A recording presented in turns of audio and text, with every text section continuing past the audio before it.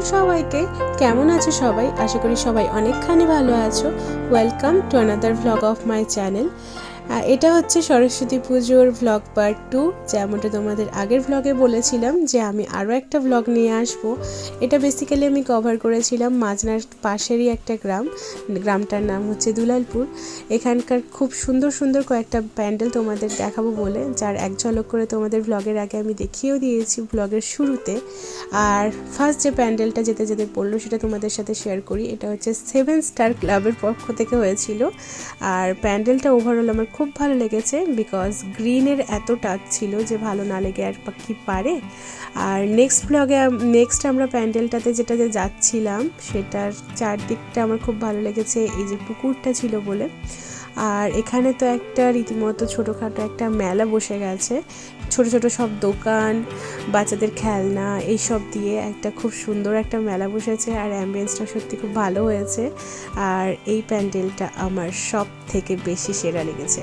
তার কারণটা তোমরা চোখের সামনেই দেখতে পাচ্ছ। এই যে দেখো, এটা হচ্ছে লাল কেল্লার একটা থিম এখানে তুলে ধরা হয়েছে, যেটা সত্যিই খুবই অসাম লেগেছে আমার। আর ভিড়টাও মোটামুটি ছিল। ভিড়টা আরও একটু দেরিতে বোধহয় আরও একটু বেশি হবে, এখন তো ঠিকঠাক সন্ধে হয়েছিল না, ওই সন্ধে নামার মুখের ব্যাপারটা ছিল, তো তার জন্য একটু কম ভিড়। আর এখানকার এই লাইটের যে কেরামতিটা দেখানো হচ্ছিল, এর জন্য আমার কিন্তু খুব সুন্দর লেগেছিল প্যান্ডেলটা। আর রেড কালার দিয়ে পুরো সুন্দর একটা থিম ফুটিয়ে তোলার চেষ্টা করা হয়েছে লাল কেল্লার। আর এপাশে আর্য তো মোটামুটি ঘুমে একদম ঢুলুঢুলু, সারা দুপুরটা ঘুমায়নি যেহেতু। আরে বাবা, বাঙালির ভ্যালেন্টাইন্স ডেতে আমরা বুঝলাম, কিন্তু বাচ্চা তো আর বুঝবে না, তার জন্য ওর ঘুমের ব্যাপারটা মোটামুটি ঠিকঠাক জারি রেখেছে। তো যাই হোক, বাচ্চাকে কোলে নিয়েই এখন আমি ভেতরে যাচ্ছি মায়ের দর্শন করার জন্য। দেখি কেমন করেছে মায়ের ডেকোরেশনটা, চলো তোমাদেরও দেখাই।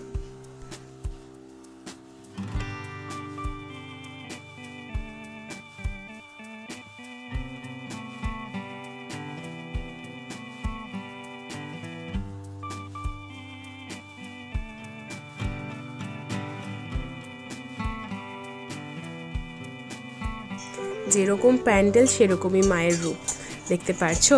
মায়ের পেছনের যে অশোক স্তম্ভটা মাকে এই প্যান্ডেলের সাথে পুরো অ্যাপ্রোপ্রিয়েট মানিয়েছে, তাই না? আর মুখটাও খুব মিষ্টি ছিল, তাই জন্য আমার খুব ভালো লেগেছে। আমার চোখে তো এটাই সেরা লেগেছে। নেক্সট আমরা একটা প্যান্ডেলে চলে যাচ্ছিলাম। এই প্যান্ডেলটাও দেখো, একদম গ্রিন আর গ্রিন। তো আমাদের যেহেতু গ্রামের দিকে প্যান্ডেল, তো গ্রিনের টাচ তো থাকবেই, এটা স্বাভাবিক। আর এখানকার থিম ছিল বুদ্ধা। তো বুদ্ধার বিশাল বড় একটা স্ট্যাচু ছিল এইখানে। আর এখানে আমার খুব ছবি তুলতে ইচ্ছে করছিল, জানো তো, কিন্তু ছবি তোলাটা পসিবল হচ্ছিল না। তার কারণ লাইটিংগুলো এমনভাবে দেওয়া ছিল যে ছবিতে খুবই বাজে আসছিল। যাই হোক, এখন যাচ্ছি মায়ের দর্শনে। অ্যাজ ইউজুয়াল তোমাদের দেখাই, এই যে দেখো মায়ের রূপটা। আমার এটা একটু ইউনিকই লেগেছে, তার কারণ ওপর থেকে যে ওই একটা বেলুন পড়ছিল না, তার জন্য।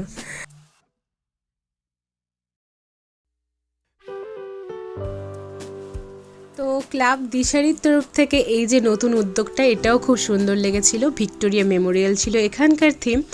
আর এখানে ঢোকার পথে জিৎ তো একটু ভুলই করে ফেলেছে। ও এমন একটা সাইড দিয়ে ঢুকতে গেছিলো, বলতে ভুল করে ও অন্য দিক দিয়ে ঢুকতে গেছিলো। ও ভেবেছিল ওই দিকটা এন্ট্রি, বাট ওটা এন্ট্রি ছিল না। আর এখানকার মায়ের রূপের কথা তোমাদের কি আর বলবো। এখানকার যে ডেকোরেশনটা ছিল, এখানকার ডেকোরেশনটা আমার অসাম লেগেছিল। ভেতরের অ্যাম্বিয়েন্সটা এত সুন্দর ছিল।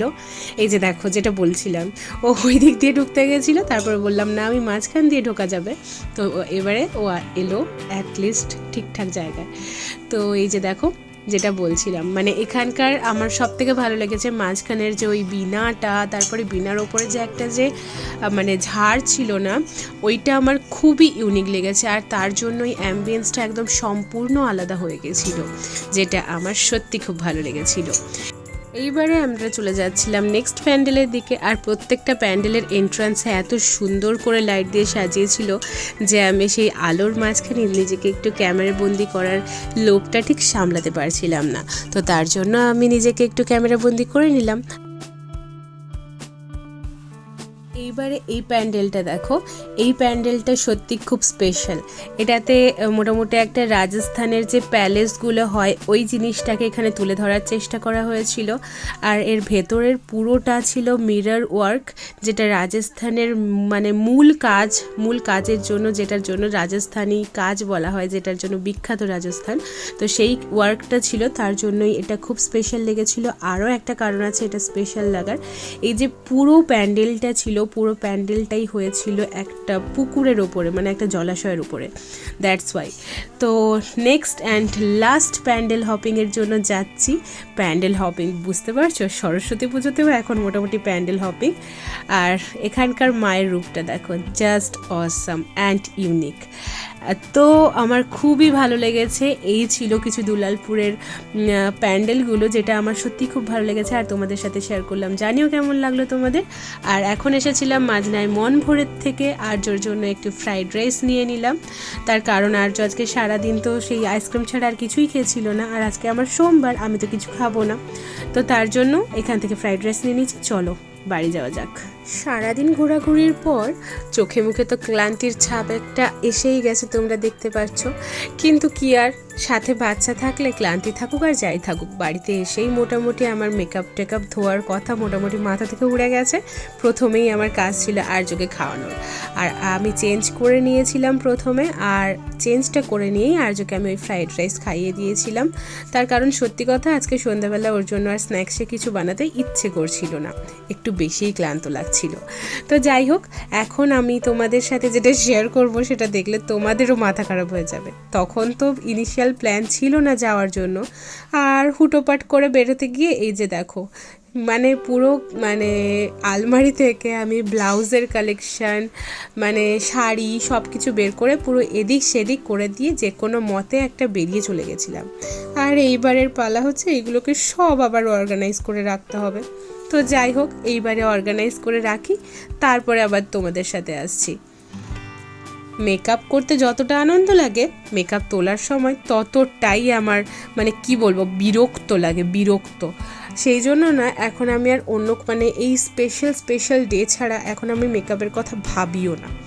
কেন কি জানি, এখন আর অত এনার্জি লাগে না মেকআপ তুলতে, কিন্তু মেকআপ তো তুলতেই হবে ঠিকঠাক করে, তা না হলে আবার মুখের 12টাই বেজে যাবে। তো তার জন্য আয়ুরের এই ক্লিনজারটা রিসেন্টলি আমি পারচেস করেছি।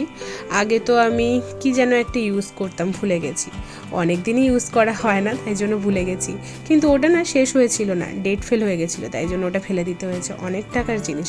তাই জন্য এবারে মোটামুটি একটু বাজেট ফ্রেন্ডলি আয়ুরের কিনেছি, ব্যবহার করি আর নাই করি, নষ্ট হলেও খুব একটা গায়ে লাগবে না, কিন্তু রাখতে তো হবে, তাই জন্য আয়ুরেরটা কিনেছিলাম। আর এটাও খুব সুন্দর, ইকুয়ালি ভালো কাজ করে, আর আমার স্কিনে সব থেকে বড় কথা স্যুট করে, তো তার জন্য এটা কিনেছিলাম।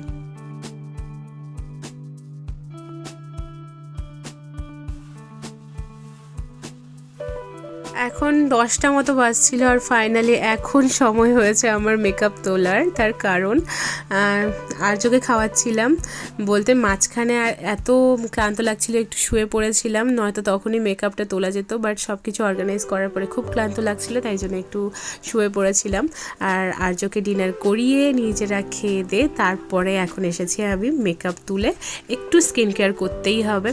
তো তার জন্য আমি এখন একটু স্কিন কেয়ার করে নিচ্ছিলাম, যদিও সব কিছু কিনে রাখা আছে, বাট এখন স্কিন কেয়ার করতে ঠিক ভালোই লাগে না, কেন জানি না, মানে এনার্জিই কোলায় না। টোনার বলো, ময়েশ্চারাইজার বলো, প্রত্যেকটা জিনিসই আমি এর আগের বারে যা কিছু কিনেছিলাম সবই আমার নষ্ট হয়ে গেছে। তো যাই হোক, এখন আমি একটু এই ডট অ্যান্ড কির এই সিরামটা বর্তমানে আমার স্কিনে খুব ভালো যাচ্ছে, তো তার জন্য এটা ইউজ করছি।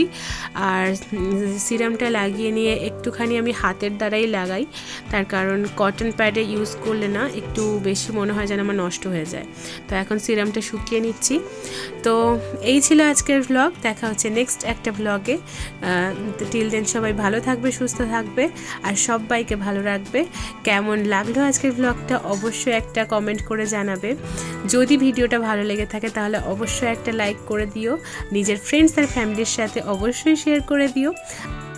এদিকে তোমাদের সাথে গল্প করতে করতে আমার স্কিন কেয়ার রুটিন ডান, হাঁপ ছেড়ে বাঁচলাম। তো যাই হোক, একটু ভেসলিন লাগিয়ে নিচ্ছি, তো আমার স্কিন কেয়ার রুটিন ডান। আমার খুব ক্লান্ত লাগছে, এবার একটু ঘুমাতে হবে। তো টাটা।